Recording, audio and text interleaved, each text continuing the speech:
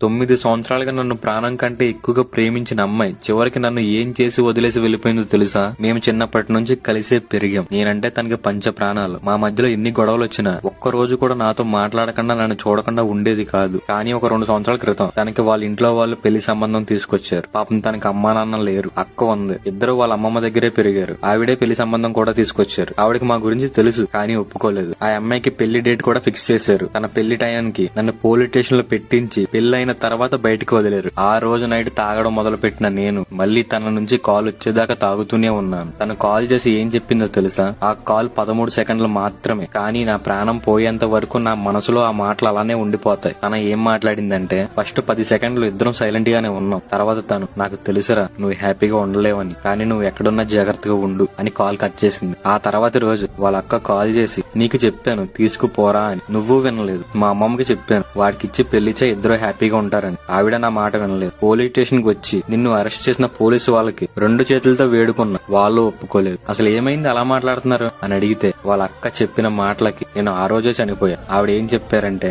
నువ్వు ప్రాణం కంటే ఎక్కువగా ప్రేమించిన నా చెల్లి ఈ రోజు ప్రాణాలతో లేదురా. చనిపోయే ముందు తను ఒక లెటర్ రాసింది. ఆ లెటర్ లో ఏముందంటే, నేను 9 సంవత్సరాలుగా ఒకని ప్రాణం కంటే ఎక్కువగా ప్రేమించాను. నా సర్వస్వం వాడే అనుకున్నాను, కానీ ఈ రోజు వాడు నా పక్కన లేడు. నా శరీరం వాడికి మాత్రమే సొంతం. వాడు లేని ఈ జీవితం నాకు వద్దు. నేను చనిపోయానని తెలిసిన మరుక్షణం వాడు నా దగ్గరికి వస్తాడు. వాడిని ఎవరో ఆపకండి, పాపం పిచ్చోడు. నాకు చిన్నది ఏమైనా అయితేనే తట్టుకోలేడు. ఐ లవ్ యూ రా అని పేరు రాసి చనిపోయింది. నేను మా అమ్మా నాన్న కోసం బ్రతుకున్నానే కానీ మనసు ఎప్పుడో చనిపోయింది. నిజంగా ఈ రోజుల్లో ఇటువంటి వాళ్ళు ఉన్నారా? మీ లైఫ్ లో ఇటువంటి వాళ్ళు ఉంటే దయచేసి దూరం చేసుకోకండి. నేను ఎన్నో స్టోరీలు రాశాను, విన్నాను, చూశాను. కానీ ఈ స్టోరీ విన్నప్పుడు నిజంగా నా కళ్ళల్లో నీళ్లు తిరిగాయి. ఈ స్టోరీలో ఉన్న వాళ్ళ కోసం మీరు ఏం చెప్పాలనుకుంటున్నారో కామెంట్ లో రాయండి. మంచిది.